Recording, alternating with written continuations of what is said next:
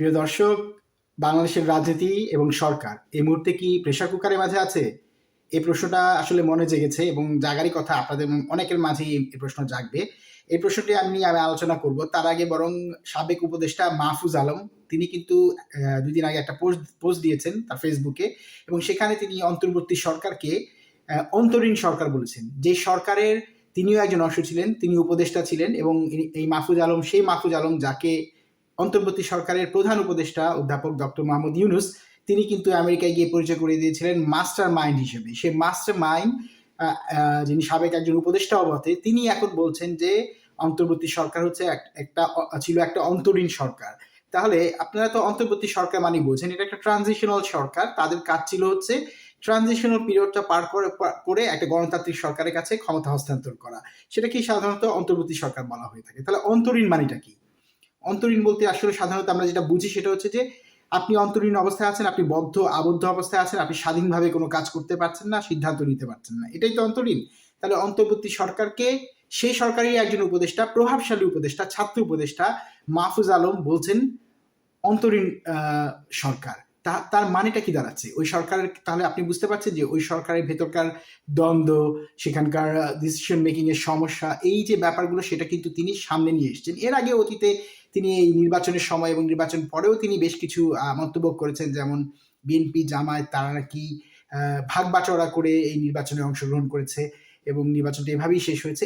এইসব মন্তব্য তিনি করেছেন, কিন্তু এবার যে মন্তব্যটা তিনি করেছেন সেটা করার আগে সময় তিনি আসলে মূলত যেটা বোঝাতে চেয়েছেন, আওয়ামী লীগ ফিরেছে এই কারণে, আওয়ামী লীগ ফিরেছে ওই কারণে, অর্থাৎ সরকার অন্তরীণ ছিল, তারা কাজ করতে পারেনি, এই জন্য আওয়ামী লীগ ফিরেছে, এটা বোঝাতে গিয়ে কিন্তু সাবেক উপদেষ্টা এবং ছাত্র উপদেষ্টা মাহফুজ আলম এই কথা বলেছেন। এখন বিষয়টা আপনাকে বুঝতে হবে, তিনি যখন অন্তর্বর্তী সরকারকে অন্তরীণ বলেন, তিনি কিন্তু এক অর্থে এই যে নির্বাচনটা হয়ে গেল, ফেব্রুয়ারি যে নির্বাচনটা হয়ে গেল, তাকে কিন্তু তিনি প্রশ্নবিদ্ধ করছেন। কেন করছেন? কারণ হচ্ছে সরকার যদি অন্তরীণ থাকে, সরকার যদি বিভিন্ন রাজনৈতিক দলের কাছে আবদ্ধ অবস্থায় থাকে এবং নিজে কোনো সিদ্ধান্ত নিতে না পেরে থাকে, তাহলে তো নির্বাচনটা সুস্থ হয়েছে কিনা, স্বচ্ছ হয়েছে কিনা, এটা নিয়ে কিন্তু প্রশ্ন জাগবে এবং এই প্রশ্নটা যখনই জাগবে তখন কিন্তু নির্বাচন নিয়ে মানুষের মনে এক ধরনের বেতৃষ্ণা কিন্তু আবার চলে আসতে পারে।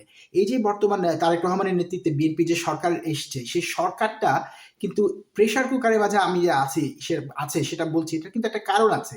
কারণ সরকার ক্ষমতায় আসার আগে, বিএনপি সরকার ক্ষমতায় আসার আগে কিন্তু অনেকগুলো নির্বাচন হয়েছিল আমাদের বিশ্ববিদ্যালয়গুলোতে এবং সেখানে কিন্তু জামাত শিবির কিন্তু সবগুলো বিশ্ববিদ্যালয়ে তারা তাদের প্রাধান্য বিস্তার করেছে এবং নির্বাচনে জয়ী হয়েছে। বিশ্ববিদ্যালয়গুলোর কন্ট্রোল কিন্তু জামায়াত শিবিরের হাতেই আছে এবং আপনি খেয়াল করে দেখবেন বর্তমান সরকার ক্ষমতায় আসার পরে কিন্তু বিশ্ববিদ্যালয়গুলোতে অস্থিরতা বিরাজ করছে। যে ডুয়েটে সেখানে কিন্তু কিছুদিন আগে সংঘর্ষ হয়েছে, দুই পক্ষের মাঝে সংঘর্ষ হয়েছে এবং এই সংঘর্ষ অন্যান্য বিশ্ববিদ্যালয়গুলোতেও ছড়িয়ে পড়তে পারে।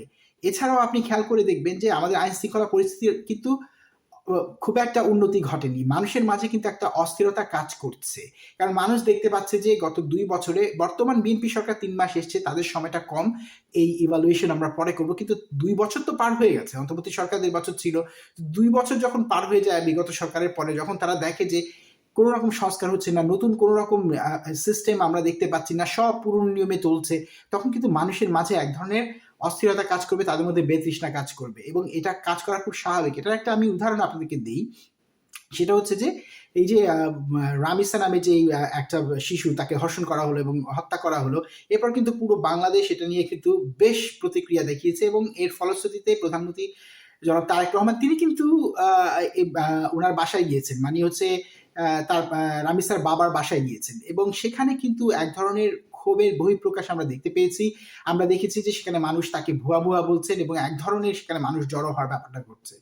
৩ মাসের মাথায় একটা সরকারকে যখন সরকারের যখন এ ধরনের প্রেশারের মাঝে পড়ে, তখন আপনাকে বুঝতে হবে যে বর্তমান রাজনীতি এবং পুরো সরকার একটা প্রেশার কুকারের মাঝে আছে। কেন আছে? কারণ হচ্ছে মানুষের এক্সপেকটেশন অনেক বেশি ছিল। ২টো বছর পার হয়ে গেছে কিন্তু মানুষ সেটা দেখতে পাচ্ছে না এবং যখনই তারা এটা দেখতে না পাবে তাদের মাঝে কিন্তু এই প্রেশারটা তারা সরকারকে দেওয়ার চেষ্টা করবে। এটাকেই আমি বলছি যে প্রেশার কুকার আছে। আপনাকে বুঝতে হবে যে একদিকে যেমন জামায়াত শিবির আছে, তারা তো সব মানে বিশ্ববিদ্যালয়গুলোকে দখল করে রেখেছে, এছাড়াও পুরো সমাজে, পুরো রাষ্ট্রে কিন্তু মানুষের এক্সপেকটেশন যেহেতু ফুলফিল আপ হয়নি এবং আওয়ামী লীগ তো আর বসেনি। আওয়ামী লীগকে নিষিদ্ধ করা হয়েছে, সংসদে নিষিদ্ধ করা হয়েছে। এর আগে তাদেরকে নির্বাচন করতে দেওয়া হয়নি। আওয়ামী লীগ তো আর বসে নেই, তারাও আছে। এই আওয়ামী লীগকে যে নিষিদ্ধ করা হলো সংসদের মাধ্যমে, এটা আসলে কতটা ভালো হলো খারাপ হলো এই নিয়ে আমি আরেকটা ভিডিও পরে করব। এখন আমি যেটা বলতে চাচ্ছি, তারাও তো বসেনি। সুতরাং পুরো বিষয়টা যদি আপনি চিন্তা করেন, তাহলে আপনি দেখবেন যে সামাজিক অস্থিরতা এবং রাজনৈতিক যেই ক্ষমতার দ্বন্দ্ব, সেটার যদি আপনি চিন্তা করেন, তাহলে কিন্তু বর্তমান বিএনপি সরকার একটা প্রেসার কুকারের মাঝেই আছে এবং এই সরকারকে খুব সাবধানে পথ চলতে হবে এবং তাদেরকে জনগণ, বিশেষ করে ইয়াং জেনারেশন, তাদের এক্সপেকটেশন ফুলফিল আপ করতে হবে। এই যে দাসত্বের যে ব্যাপারটা, এবং আমরা জানি যে দলান্ধের যে ব্যাপারটা, সকল জায়গায় হচ্ছে দলীয় মানুষ নিয়োগ দেওয়ার যে ব্যাপারটা আছে, কিছু কিছু পদ তো দলীয় পদ থাকি, সেখানে নিয়োগ দিতেই পারে, কিন্তু সকল জায়গায় কেমন যেন এক ধরনের স্বজনপ্রীতি চলে এবং সেটা চলছে, আমরা দেখছি গত 3 মাস ধরে। এবং এটা যদি চলতে থাকে এবং কোনো সিস্টেম যদি না বদলায়, আইন শৃঙ্খলা পরিস্থিতি যদি ভালো না হয়, তাহলে কিন্তু বিএনপি সরকার খুব দ্রুতই বিপদে পড়তে যাবে। প্রেসার কুকার মানেটা কি? প্রেসার কুকার যখন আপনি কোনো কিছু রান্না করেন, তখন কি হয়, অনেক এখন যখন সেটা প্রেসারে থাকে, তখন হঠাৎ করে কি হয়, আউটবাস্ট হয়। এখানেও কিন্তু সেই ঘটনাটাই ঘটবে এবং বিএনপি সরকার যদি মানুষের এক্সপেকটেশন সহজভাবে যদি বলি, সেটা হচ্ছে যে ফিল আপ করতে না পারে বা পূরণ করতে পারে না, well then you have to face the same thing. আগের গভর্নমেন্ট ঠিক যা ফেস করেছে, সেটা আপনাদেরকেও ফেস করতে হবে এবং পরিণতিও একই রকম হতে পারে। সুতরাং আপনাদেরকে খুব সাবধানেই পথ চলতে হবে বলে আমি মনে করি। প্রিয় দর্শক, আজকের ভিডিও এই পর্যন্তই। আগামীকালের ভিডিওতে আবার দেখা হবে নিশ্চয়ই। সবাই ভালো থাকবেন। ধন্যবাদ।